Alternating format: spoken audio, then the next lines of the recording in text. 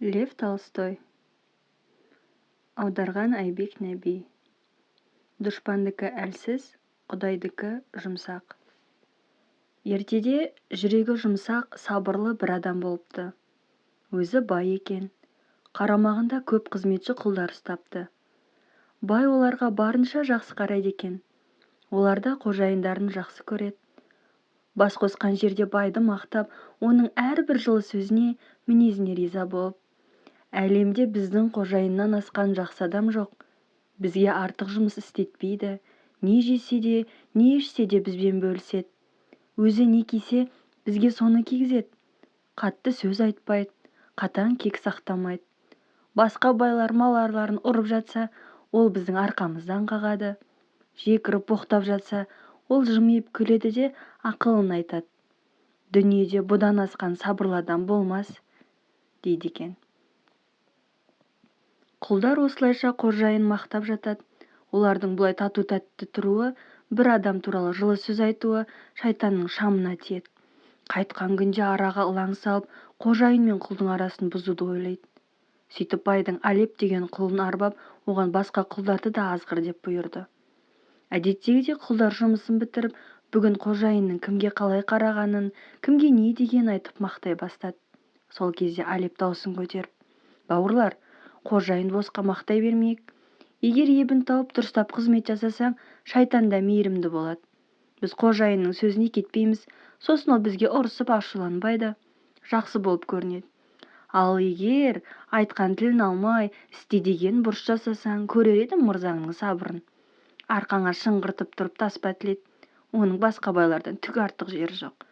Сондықтан мен қожайынды мақтамаймын», деді. Бұған өзге құлдар шу ете түсті. Олар Алеппен дауласа бастады.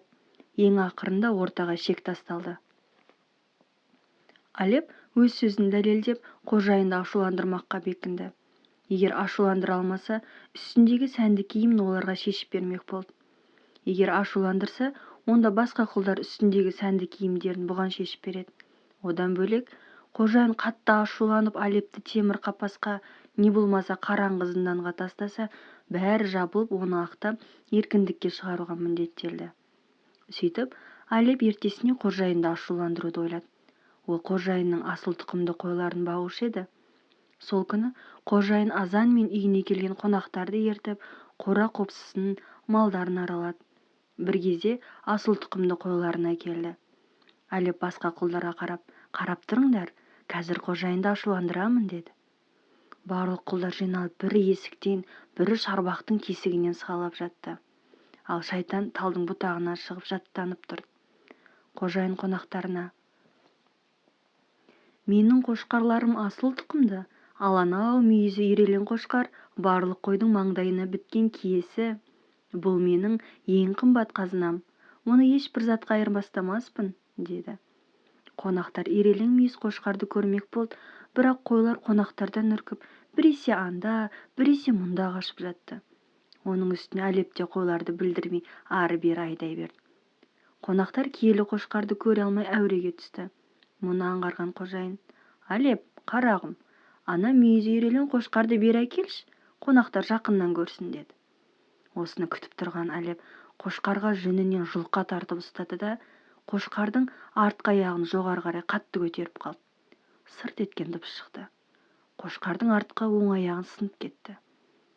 Қошқар маңырап алдыға қарай ентелей құлап түсті. Сынған аяқ қамшының бауына ұқсап салбырады да қалды. Мұны көріп тұрған қонақтар да, құлдар да шу ете түсті. Тек шайтан ғана балаша қуанып билей жөнелді. Қожайын қабағын түйіп қатуланып, басын төмен салып үндемей тұрды. Жұрттың бәрі оған қарап, не істер екен десті. Қожайын үстіндегі шаң тозаңды қаққысы келген адамдай иығын сипалады. Сосын басын көтеріп көкке қарап тұрды. Бір кезде бетіндегі әжімдері жұмсарып, сәл күлімдеді де Алепке қарап: «Ей, Алеп, бүгін сені түлен түртті. Ол мені ашуландыр деп азғырды. Бірақ менің қожайыным сенікінен күштірек қой. Бәрібір мені ашуландыра алмады. Керісінше, мен сенің шайтаныңды ызаландырайын. Ол мені сабырын жоғалтады деп күтіп тұр ғой. ендеше оған сабақ болсын, мен сені жазаламайын. Әлібжан, саған еркіндік берем. Мына қонақтарым куә болсын. Менен қалаған затыңды, қалаған ақшаңды алып қалаған жағыңа жүре бер деді. Бұл бәрі күтпеген жағдай еді. Құлдар қожайынның мінезіне онан сайын риза болды. Алиб өз үстіне ұялып жерге қарады. Қонақтар да қожайынның ерлігіне таңғалып үйге кіріп бара жатты. Ал азғырушы шайтан тістерін қышырлатып, құйрығын тістелеп шыңғырып жіберді. Көзі мен құлағынан от шығып, шашын бір талдап жұлды.